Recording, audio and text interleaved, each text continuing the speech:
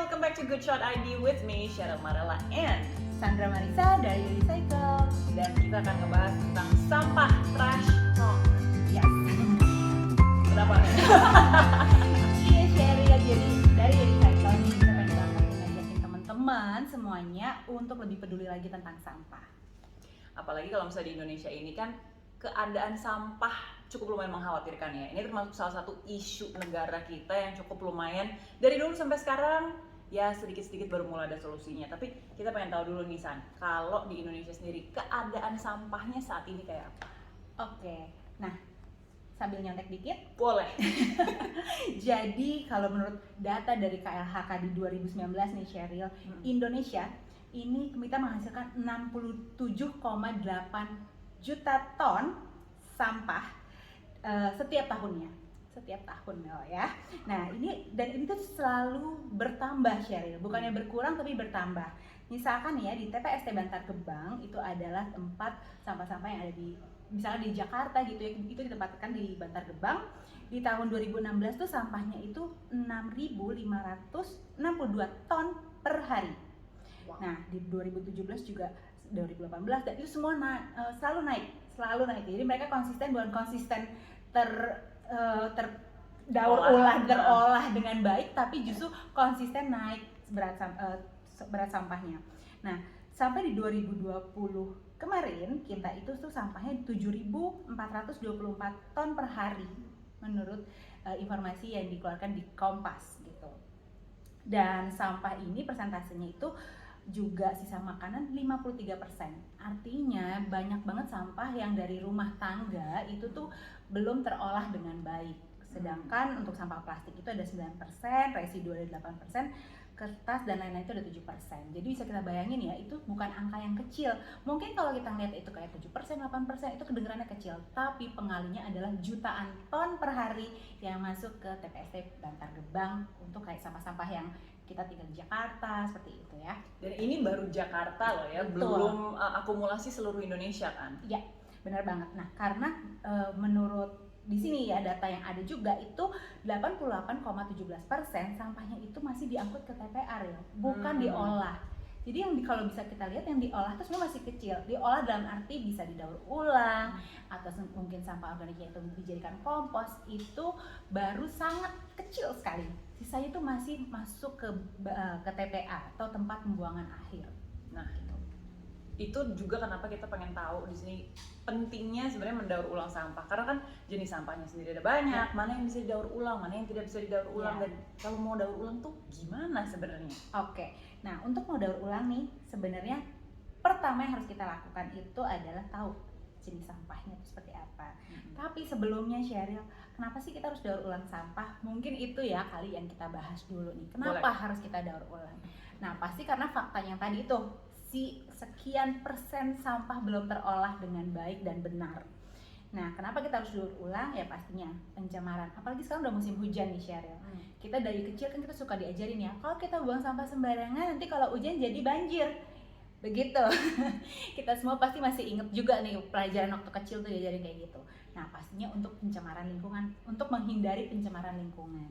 Apalagi nanti kalau kita udah ngomongin jenis sampah nih, kita akan tahu ada sampah-sampah yang memang tidak bisa terurai dengan mudahnya dan akhirnya itu menjadi pencemaran lingkungan.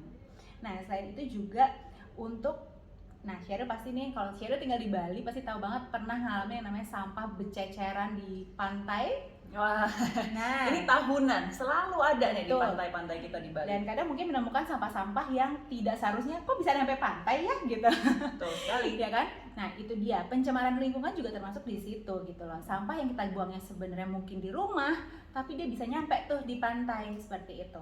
Nah makanya untuk mengurangi sampah yang masuk ke TPA dan juga laut atau pantai gitu, karena kan pasti akan bisa kebawa ya teman-teman di sini. Nah selain itu juga menghemat energi ketika proses produksi dari bahan daur ulang. Kenapa bisa gitu? Karena pada saat dia proses daur ulang untuk dijadikan produk baru, artinya kita sudah mengurangi prosesnya itu gitu. Selain itu bisa menjaga sumber daya alam, misalkan dalam pengertian kalau kita bikin kertas itu kan pakai kayu ya gitu, ada kayu yang harus dipotong seperti itu. Dengan adanya kita bikin kertas daur ulang, Artinya dari kertas yang memang tadinya sudah kertas diproses kembali untuk menjadi kertas lagi, dan itu pastinya akan menghemat untuk sumber daya alam dan juga energi. Selain itu ya pastinya secara nilai ekonomi gitu. Kenapa secara nilai ekonomi? Ya tadi ada yang namanya circular economy yang dari si kita pengelolaan sampah ini gitu. Mungkin kita akan lanjutkan ke jenis-jenis sampah ya, Sheryl. Nah itu yang kita kepengen tahu sekarang, jenis sampahnya apa aja, yang mana yang bisa daur ulang, yang mana yang nggak bisa. Karena banyak fakta dan juga mitos, katanya tisu bisa daur ulang tapi ada yang bilang nggak bisa. Bagaimana tuh yang benar? Oke, nah sampah itu sebenarnya macam-macam. Nah mungkin ini nih yang kayak kita sebagai orang yang tinggal di Indonesia mungkin masih banyak yang belum begitu paham tentang, kita ngerti pakai produknya tapi kita tidak paham bagaimana apa yang harus kita lakukan pada saat kemasannya sudah tidak kita gunakan gitu. Tuh. Nah contohnya adalah seperti ada limbah B3 gitu ya. Nah limbah B3 itu yang misalkan kita kan cewek-cewek ini suka pakai hairspray ya, Ril, butuh buat biar rambutnya tetap ngeset gitu. Nah, yang kayak gitu di Sheryl kan, atau sekarang segampang kita butuh disinfektan. Kadang kita suka naruh di tas atau kita beli online, kita semprot-semprot dulu sebelum kita buka. Nah, itu nanti botol aerosol itu tidak bisa dibuang sembarangan. Kadang kita pakai semprotan nyamuk nih gitu ya. Kayak kita lagi di tempat terbuka begini, tadi kena nyamuk gitu ya. Nah itu misalnya kita semprot-semprot, botol aerosolnya itu tidak bisa dibuang sembarangan karena masuk ke limbah B3. Atau juga misalkan kita punya baterai, pakai jam kita ada baterainya, remote kita pakai baterai gitu ya. Nah itu masuk ke yang B3 dan tidak bisa dibuang sembarangan gitu. Nah kalau yang umum paling sering kita pakai sehari-hari apa yang sampah bisa kita hasilkan? Plastik, kertas, kaca gitu ya, logam dalam artian kayak kaleng-kaleng gitu ya. Mungkin kalau Sheryl suka beli buah kalengan atau makan dari ikan kalengan atau daging kalengan seperti itu kaleng itu sebenarnya bisa didaur ulang juga gitu. Atau misalkan nih kita juga setiap hari kan pakai serum, pakai moisturizer, yang moisturizer pakai kemasan kaca, itu juga bisa didaur ulang. Tapi harus dibersihin dulu kan. Betul. Ini nggak bisa nih kita main bawa aja ke sana atau dibuang botol kaca dan kalengnya kalau di dalamnya tuh masih bekas kotoran dari serum dan makanan minuman juga. Sisa produk gitu ya. Iya. Oke. Nah betul banget Sheryl. Kenapa? Karena pada saat sampah itu kita mau olah, didaur ulang itu harus dengan kondisi yang bersih. Jadi karena kalau tidak, misalkan nih Sheryl beli produk biasanya sering dibeli apa sih? Skincare. Oke, sampah perempuan soalnya. Sampah skincare, misalkan serum deh ya gitu, atau moisturizer gitu yang pakai jarnya dari kaca. Nah sebenarnya segampang kayak mungkin kita harus bersihin, males deh padahal segampang kayak kucek aja di air. Yang penting produknya itu hilang. Jadi pada saat kita pilah sampahnya dan udah mau didaur ulang, itu tuh sangat mudah untuk kita tidak mengurangi juga pekerjaan petugas di bank sampah yang harus membersihkan sampah-sampah itu supaya layak untuk didaur ulang gitu. Jadi memang si sampah itu juga butuh standar kelayakan, bukan hanya kayak kita buang sampah ke tempat sampah, oh yaudah nanti itu akan terdaur ulang. Tidak seperti itu. Tidak seperti itu. Jadi memang harus kita pun harus membersihkan. Jadi standar dari atau kualitas dari yang akan didaur ulang itu pun tetap ada kayak begitu. Tapi ini bener sih, ini semacam edukasi juga ya soalnya, karena di awal-awal dulu aku pun nggak ngerti kalau ternyata tuh kalau misalnya kita mau buang sampah tadi kaleng atau bekas botol, itu tuh at least misalnya kita siram air panas aja gitu, yang penting residunya udah hilang baru bisa dibawa gitu ke sana. Kan dulu main taruh aja gitu kan, ternyata pada saat kayak gitu ya akhirnya jadi nggak berlaku juga, percuma dong gitu. Mungkin lebih tepatnya adalah ada yang mungkin bisa berlaku, tapi kita artinya menambahkan pekerjaan petugas yang ada di bank sampah, karena mereka harus membersihkan itu. Karena pada akhirnya pada saat kita mau diolah, sebelum diolah itu akan butuh yaitu tadi sterilisasi, sudah dibersih dalam kondisi tanpa sisa produk seperti itu, Sheryl. Nah tadi kan kita ngomongin ya gimana sih mana yang sebenarnya bisa diolah atau didaur ulang, mana yang tidak. Nah tadi sebut tisu nih, sebenarnya bisa didaur ulang atau enggak. Nah jawabannya adalah tidak. Knew it. Jawabannya adalah tidak gitu ya. Makanya sebenarnya kayak, nah tisu itu juga kan terbuat dari pohon ya. Sumber dayanya itu adalah pohon gitu. Nah itu tadi kenapa sih kita juga mungkin kalau kita sekarang ke toilet di kayak mall gitu ada tulisannya lebih hati-hati menggunakan tisu, jangan kadang-kadang kita di mall ada orang lihat wah tisu dibulung baik banget gitu kan, sampai berapa puteran tangan gitu baru dipakai gitu. Nah sebenarnya artinya itu kita juga tidak menjaga sumber daya alam, karena untuk membuat tisu itu pun ada pohon yang harus ditebang seperti itu. Atau juga suka pizza gak Sheryl? Nah kotak pizza yang sudah berminyak karena hampir selalu pasti udah kena minyak ya, itu tidak bisa didaur ulang karena residu, karena sudah ada minyak-minyak yang ketempel. Kan Sheryl juga salah satu orang yang hobi makan fast food yang yang kayak gitu ya.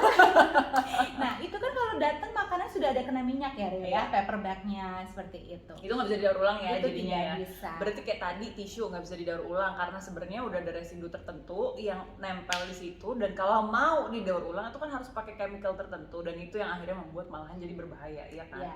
Nah tambahan lagi nih Sheryl, kita nih sebagai perempuan kita kan akan mengalami datang bulan dan kita membutuhkan pembalut. Pembalut itu juga residu dan tidak bisa didaur ulang. Begitu juga sama popok anak yang sekali pakai ya, diaper, itu juga tidak bisa karena sama seperti pembalut wanita, itu sama-sama residu. Pertanyaannya, jadi kalau pembalut wanita sama popok anak baiknya dibuang kemana? Nah karena itu tadi, karena dia sudah tidak diapa-apakan lagi, karena itu tadi ada kotoran yang berbeda dengan kotoran yang sisa produk itu kan masih bisa dibersihkan. Kalau itu jadi itu memang tidak bisa didaur ulang hanya terbuang yang akhirnya yaitu contohnya adalah dibuang ke TPA. Karena itu tadi ada produk-produk yang tidak bisa didaur ulang dan mau nggak mau memang harus berakhir di situ. Tapi kita itu kan bisa mengurangi dengan dari barang-barang atau kemasan-kemasan yang bisa kita daur ulang. Jadi kita kurangi dari situ. Karena memang ada hal-hal yang tidak bisa kita lakukan apa-apa, ya cara seperti itu. Kita kurangi dari plastik, kertas, kaca yang memang bisa kita daur ulang. Kenapa nggak kita daur ulang? Kita kurangin sampah yang masuk ke TPA. Yes. Nah, sekarang adalah caranya untuk bisa daur ulang. Kalau pakai e-recycle, how do we do that? Oke, jadi e-recycle mungkin buat teman-teman yang belum tahu bisa di-download di App Store atau Play Store. Dan kita adalah aplikasi, jadi kita memang memfasilitasi nih teman-teman yang pengen banget bisa juga ambil bagian jadi pahlawan lingkungan gitu. Nah kita kan nggak, ya itu tadi ya, kita ada barang-barang yang kita tidak bisa untuk saat ini kita belum bisa melakukan apa-apa untuk seperti sampah-sampah residu yang tidak bisa didaur ulang. Tapi kita untuk sampah-sampah yang ada ini kita pengen ajak teman-teman untuk jadi pahlawan lingkungan, kita selamatin bumi dengan cara memberikan sampah kemasan untuk didaur ulang. Dan jadi kita pilah dulu nih di rumah.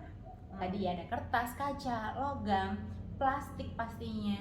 Dan di e-recycle tuh bahkan plastik seperti bubble wrap atau plastik resek, itu yang sekarang kita lagi suka belanja online ya di pandemi ini, itu bisa diserahkan untuk didaur ulang gitu. Nah e-recycle akan jemput sampahnya untuk teman-teman yang di Jadetabek, untuk kita jemput ke rumah, ke kantor, ke restoran, ke hotel, kemanapun. Dan bisa order melalui aplikasi e-recycle, dan di situ nanti sampahnya akan kita daur ulang. Dan nggak cuma lewat aplikasi, kita juga punya Dropbox, Sheryl. Dropbox-nya e-recycle berkolaborasi dengan Garnier di campaign-nya Green Beauty, di mana kita punya beberapa titik Dropbox. Jadi kita ada di 20 store Watsons di Jadetabek dan juga ada di Hero. Nah itu nanti kayaknya teman-teman di sini tuh udah nggak punya alasan lagi untuk buang sampah yang masih bisa didaur ulang. Karena apa? Sekarang setiap ke mall, Sheryl bisa lihat ketemu tuh Dropbox-nya. Tinggal dimasukin aja ya ke situ ya. Tinggal dimasukin aja. Jadi sampah yang plastik, kertas, kaca, logam itu bisa dimasukkan ke situ. Misalkan nih lagi ke mall, beli boba, beli kopi, ya udah selesai minum, mampir dulu sebentar ke toilet, kucek, terus itu buang ke situ. segampang itu ya. Segampang itu. Jadi yang penting adalah download aplikasinya, bisa lewat aplikasi atau bisa langsung ke Dropbox di titik-titik tertentu yang memang udah ada kerjasamanya barengan sama e-recycle nih, gitu. Betul. Jadi Sheryl sebenarnya kita tuh hanya perlu merubah sedikit kebiasaannya kita. Ya, jadi sebenarnya kalau kita mau menyelamatkan bumi, kita mau ambil bagian jadi pahlawan lingkungan, sebenarnya nggak sesusah itu loh. Jadi kita cukup yang ya itu tadi ngerubah kebiasaan yang kayak tadi Sheryl bilang, kita perempuan pakai biasa skincare, begitu selesai bukan dibuang ke tempat sampah tapi dibersihin sebentar. Paling bersihin berapa sih Sheryl? Cuman 5 detik, kucek-kucek, habis itu tinggal dikumpulin. Nah nanti panggil picker recycle untuk kelola sampahnya. Dan pastinya kalau misalnya yang nonton sekarang ini juga ada di daerah-daerah kayak Bali, ya bisa dicari lah, kita bisa kerja sama siapa di daerah kita masing-masing gitu. Betul. Jadi bisa dicari mana sih mungkin yang bisa bantu kalian untuk kelola sampahnya. Ya, karena kadang-kadang bisa buat misalnya kalian juga sendiri punya usaha sesuatu gitu, company itu juga ada nih yang bisa kerjasama ya kan untuk pick up sampah dan sebagainya. Dan mungkin fruit for thoughts untuk pemerintah Indonesia, karena so far selama ini yang dilakukan sama company-company semacam seperti e-recycle ini adalah memang mengolah sampah-sampah yang bisa didaur ulang gitu. But what happens di sampah-sampah yang tadi itu yang ada di TPA, nggak hanya di Jakarta, di Bali dan seluruh Indonesia yang kebuang seperti itu aja. What will the solutions be? Mungkin bisa dipikirkan, mungkin kalau pemerintah belum punya solusi, siapa tahu yang di rumah lagi nonton kita terus tiba-tiba kepikiran, kayaknya bisa bikin kayak gini, do it. Ya, karena untuk menjadi pahlawan lingkungan sebenarnya banyak yang bisa dilakuin ya Sheryl ya. Gak cuma yang tadi itu, kita lebih bijak dalam mengelola sampah kita lebih bijak mengkonsumsi barang-barang, karena untuk contohnya kayak plastik. Sebenarnya kita tidak bisa menghindari juga dari plastik gitu, maksudnya kita bisa mengurangi tapi tidak mungkin yang kayak 100%. Betul, sama sekali, karena akan ada keperluan tertentu yang memang harus menggunakan plastik misalkan. Dan itu ya nggak apa-apa juga, yang penting apa? Kita bijak pada saat penggunaannya. Itu adalah yang mungkin harus kita garis bawahin di sini gitu. Soalnya karena kalau misalkan ya kita masih mau nerusin kebiasaan tidak baik yang dengan mengkonsumsi barang-barang dan main dibuang sembarangan, ya kita tidak bisa melakukan, apalagi nih Sheryl kayak TPST Bantar Gebang itu sudah akan mencapai batas maksimum untuk menerima sampah di tahun 2021. Nah ini kan udah akhir tahun nih ya gitu. Nah misalkan kita harus apa nih? Kalau misalkan sampah udah gak bisa masuk ke situ, kita harus apa nih jadinya gitu? Wow. Kita kan gak mungkin berenang di lautan sampah ya. Nah gitu. itu dia, betul. Itu yang makanya kita mungkin harus mulai buka mata kita, mulai lebih peduli lingkungan. Kita mungkin kalau ngomongin tapi kan kita masih baik-baik aja nih hidupnya sekarang. Oke gitu, tapi gimana dengan generasi ke depan? Apa yang bisa kita lakukan, karena segala sesuatu itu harus dimulai dari sekarang dan harus dimulai dari diri kita masing-masing. Yes. Satu lagi jadi keinget gara-gara ngomongin Bantar Gebang nih, kalau nggak salah dari e-recycle kan juga bisa donasi. Iya betul. Nah kalau misalnya kita pengen donasi lewat e-recycle, itu kemana donasi kita akan pergi? Oke, jadi nih buat teman-teman yang ngambil bagian jadi pahlawan lingkungan, memberikan sampahnya untuk didaur ulang di e-recycle, kalian tuh bisa mendapat 2 pilihan reward sebenarnya Sheryl. Jadi bisa insentif atau juga donasi. Donasinya itu kita berikan saat ini, kita memberikan untuk pendidikan anak-anak pemulung di Jakarta. Jadi kita pengen bisa membantu mereka mempunyai masa depan yang lebih cerah gitu ya. Jadi mereka tetap akan punya, kita kasih hope ke mereka gitu. Jadi mereka mungkin saat ini masa kecilnya punya keterbatasan gitu untuk bisa lebih maju lagi. Nah itu dia, jadi dampak untuk kita untuk jadi pahlawan lingkungan itu tidak hanya untuk lingkungan tapi juga untuk sesama. Ya setuju. Karena aku pun sempet ke Bantar Gebang ini kan gitu, sempet banget ngeliat dan ketemu sama anak-anak yang ada di sana gitu, dan amazingly ini sesungguhnya kaget gitu ya pas datang ke sana, justru mereka yang pada pinter-pinter bahasa Inggris gitu, karena kita sempat datang sama beberapa teman-teman dari Inggris dan dari NGO gitu, dan mereka datang langsung nyapa, bisa hi sir good morning gitu, kita kayak wow gitu. Ternyata karena memang banyak orang yang berdonasi ke sana untuk ngajar gitu ya anak-anak yang ada di lingkungan di sana, dan they're actually really smart and I'm proud of them. Iya, nah makanya itu mungkin ada di beberapa dari kita mungkin yang belum punya apa ya, mungkin tidak menyangka bisa seperti itu gitu kan. Nah itu dia, makanya kayaknya kita nggak ada alasan ya Ril ya, maksudnya untuk nggak mulai jadi ambil bagian di pahlawan lingkungan ini gitu. Memang kayaknya nggak, ya itu tadi, nggak cuma untuk lingkungan tapi untuk sesama gitu loh. Kita ngumpulin sampahnya untuk menyelamatkan bumi, dan hasilnya itu, donasinya itu bisa menyelamatkan masa depan anak-anak pemulung di Jakarta. I'm happy. Jadi kita semakin merasa senang kan ngelakuinnya ya, hanya dengan merubah sedikit kebiasaan kita aja, yaitu tadi bijak dalam mengelola sampah kita. Nah, kalau kita udah tahu gimana cara mengelola sampahnya tadi, udah dikasih tahu juga yang bisa didaur ulang yang mana, yang tidak bisa didaur ulang yang mana. Berarti kita mulai harus bisa ngontrol juga nih apa aja yang kita beli, penting atau enggak dan sebagainya ya. Habis itu download e-recycle-nya, habis itu setiap minggu ya biasanya atau setiap bulan ini tinggal dipanggil e-recycle. Oh bebas, Kapan dimana misalkan kita lagi merasa sampahnya udah cukup untuk bisa diambil, bisa dipanggil. Nice. Karena ada loh yang misalkan di seminggu sekali, 2 minggu sekali, atau sebulan sekali, itu memang kita sudah punya orang-orang yang rutin untuk ambil gitu. Again, sudah dibuat mudah, jadi kita pasti bisa. Betul, kita sudah fasilitasi melalui dengan jemput ke tempat penjemputan yang kalian mau, dan juga ada drop box ya kan. Dan yang pasti untuk sehari-harinya itu pasti mungkin kita bisa, jangan lupa bawa reusable shopping bag yang memang bisa, ya kita kan sekarang juga sudah tidak ada plastik ya kalau di tempat-tempat belanja kayak gitu. Mungkin mungkin tadi kita belum sebutin ya tentang sikat gigi. Setiap orang pasti setiap hari sikat gigi dong ya. Nah, ngomongin sikat gigi, ini agak mundur dikit nih jadinya. Sikat gigi itu, kalau sikat gigi plastik nih Cheryl, itu tuh bisa terurai itu sekitar 400-500 tahun baru terurai. Nah, salah satu sampah yang mungkin bisa diketemuin di pantai itu sikat gigi kan ya gitu. Nah itu dia teman-teman, kalau mungkin kalian mau beralih ke sikat gigi kayu, itu akan lebih ramah lingkungan. Karena sikat gigi kayu itu biasa terbuat dari bambu, di mana bambu itu memang adalah tanaman yang sangat mudah tumbuh. Jadi pada saat kita tebang bambu untuk jadi sikat gigi, kita tidak merasa takut untuk kita sudah takut tumbuhnya lama gitu. Dia itu akan sangat cepat untuk tumbuh lagi gitu, tuh udah cepet banget gitu. Nah itu mungkin kita juga merubah barang-barang kita, bawa tumbler kemana-mana, sedotan, atau mungkin kalau saya juga suka bawa ini nih sendok garpu, kadang kita kan selalu udah nggak dikasih gitu ya.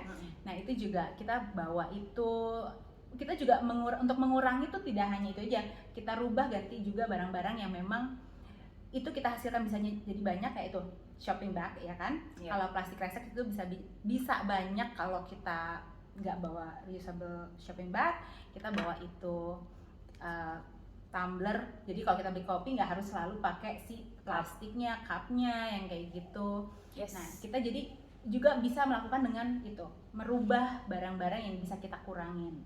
Jadi kita nggak melulu pakai gelas-gelas plastik, cup, kertas yang kayak gitu, tapi juga dengan merubah barang itu. Jadi untuk jadi pahlawan lingkungan sebenarnya hanya merubah sedikit dari kebiasaan. Note that. Oke, thank you banget ya Sandra sudah ngobrol-ngobrol di Good Shot. Mudah-mudahan ini berguna juga buat semua yang nonton hari ini. Dan langsung di download